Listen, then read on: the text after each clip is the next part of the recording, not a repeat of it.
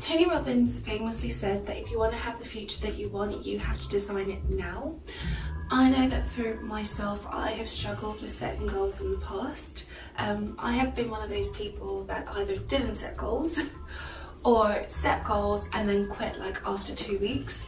So don't be one of those people. I'm on this goal planning journey, and I realised that in order for me to do something different, to have a different result, I need to ask people for help. So what I've done is I've gone to my friend who is like, she's the most successful woman that I know, like business wise. She's always sets goals and she always seems to achieve them. So I've gone to her and I've asked her for advice on how to set goals. So what I'm going to do is I'm going to share with you what she's set with me, and I'm going to challenge myself to go for a goal. And if you guys want to do this with me, then just comment below, let me know if you want to do this challenge, goal setting challenge with me. So I'm going to just share with you what she has shared with me, and she swears by this. So let's get into it.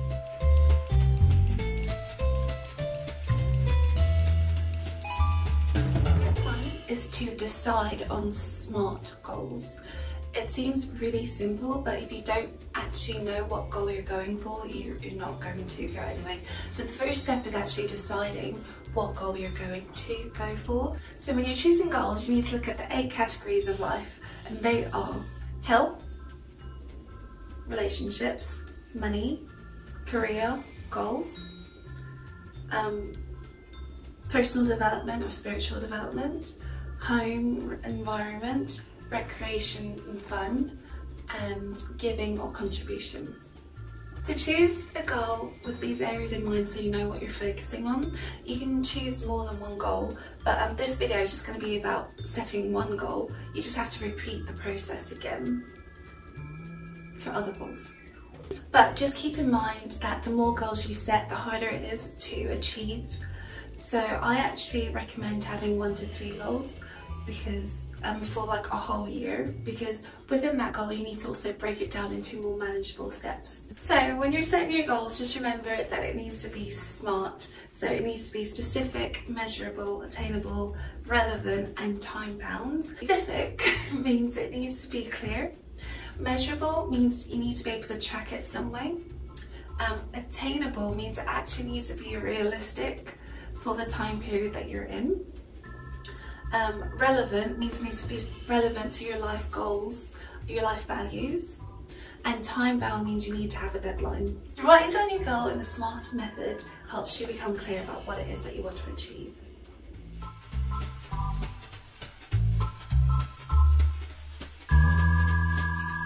Step 2 is evaluate where you are in the area now.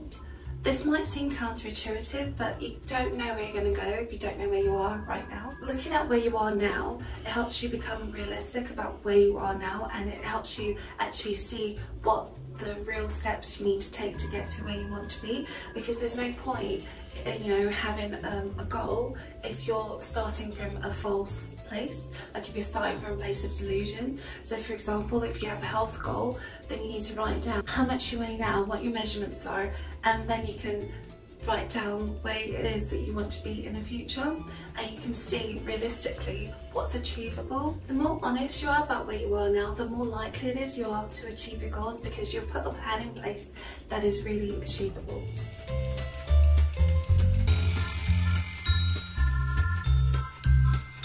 Step 3 is to write down why you want that goal. It might seem weird, but it's oh so necessary. If you don't have a strong why to why you're doing something, then you probably won't do it. So don't just write down the first sentence that comes into your head. You need to go down deep. Try writing like 10, 15, 20, 30 reasons why you're doing something.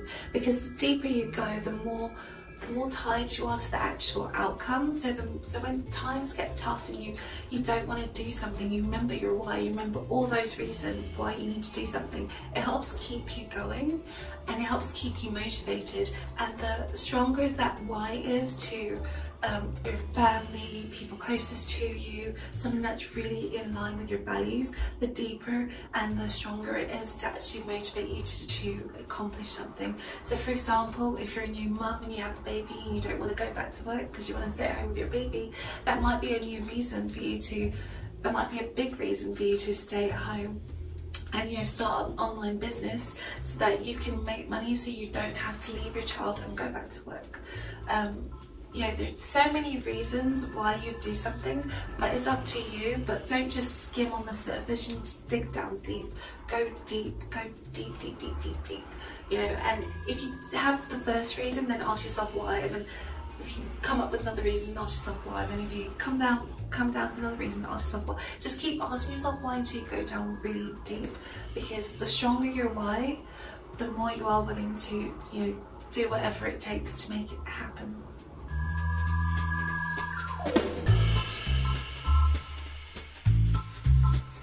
Step 4 is setting a deadline for your goals. So you would have done this already in step 1 when you set your SMART goals, but just to iterate the fact that you need to have a deadline, and it needs, your goals need to be time bound.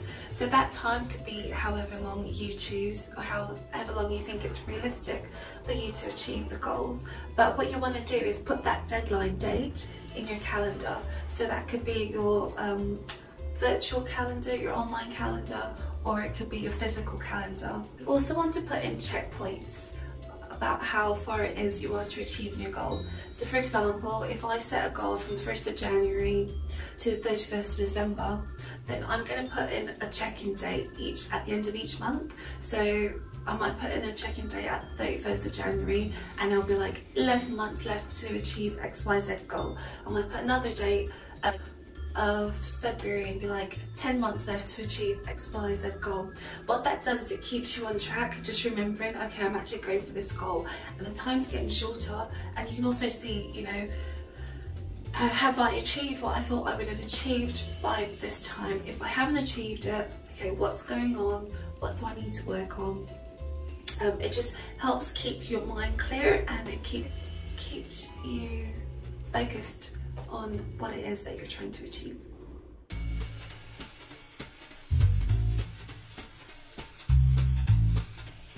Step 5 is to break up your goal into mini goals. So once you have your monthly check-ins and you've got your big goal, you want to break it into little steps.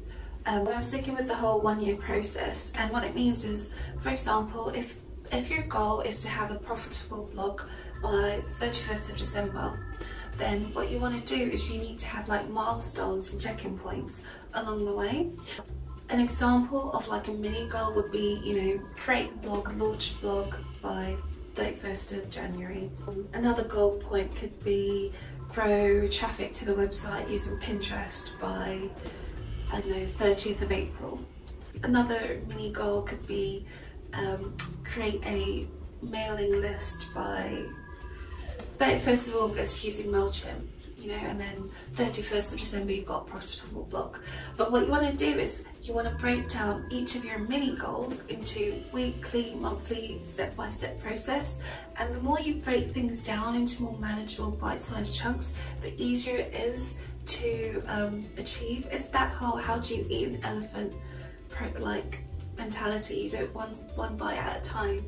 So when it comes to achieving one massive big goal, you have to break it down into smaller steps so that you are achieving the mini steps, and all the mini steps together combined achieve that one big goal. Write down below if this is making any sense, or if you feel like I'm just waffling. I actually read your comments, and I'm actually really interested because I want to provide content that people find valuable. So let me know below what you think.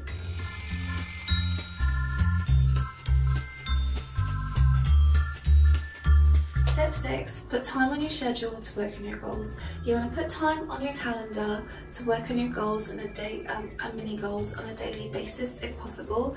The reason this is important is because by doing something daily, you're creating those daily habits, and habits are key to success, because once something becomes a habit, you require less motivation to do something.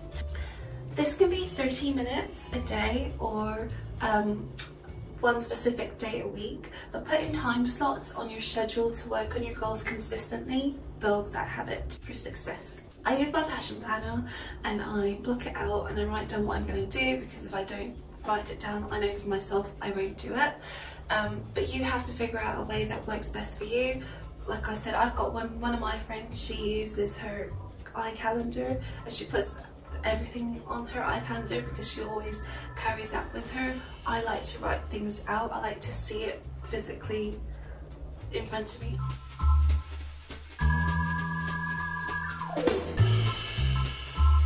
Step 7 is to write down your goals daily. So the reason you want to write down your goals daily is because it keeps it focused in your mind. Who do you think is more likely to achieve their goals? Someone who writes it down once and then sort of just forgets about it, or someone who's writing it down each day? When you write down your goals each day, you're constantly reminding yourself about what you're focusing on. You're constantly reminding yourself what your goals are, and you're constantly reminding yourself why you're doing something. So the process of writing it down, it might take like 2 minutes. You might do it at the start of the day, you might do it at the end of the day. But it will help you create that habit of success.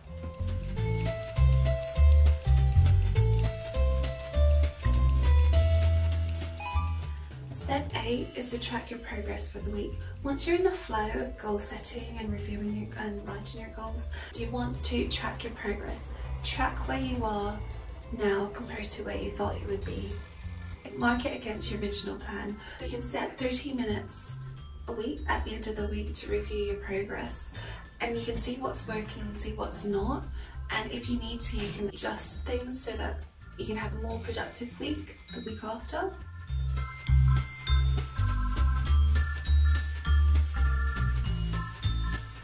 All the steps above are the process that my friend uses to accomplish her goals, and she shared it with me and I've started using it in my life, and I'm actually finding that I'm making progress.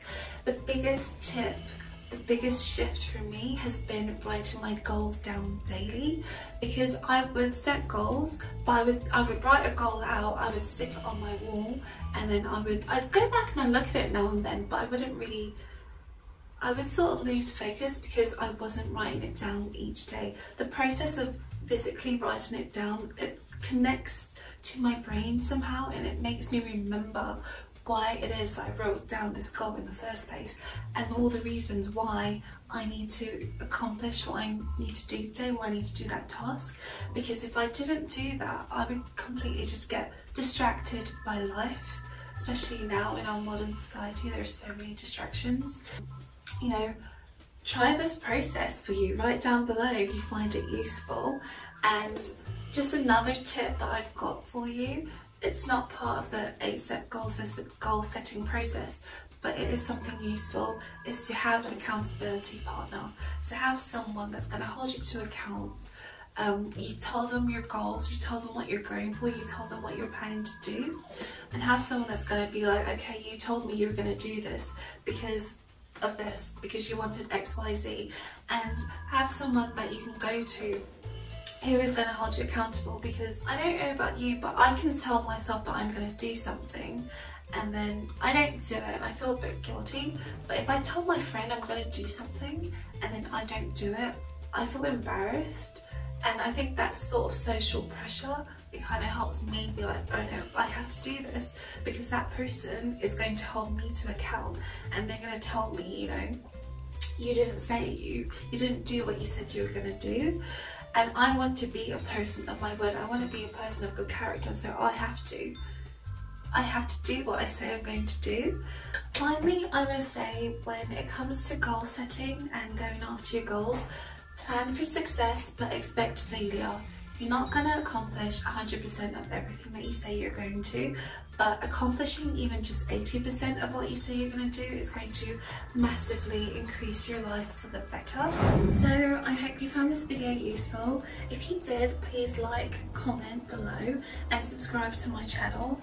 Once again, I'm Neffy and I am a lifestyle entrepreneur and blogger, and I blog at explorefreedomnation.com.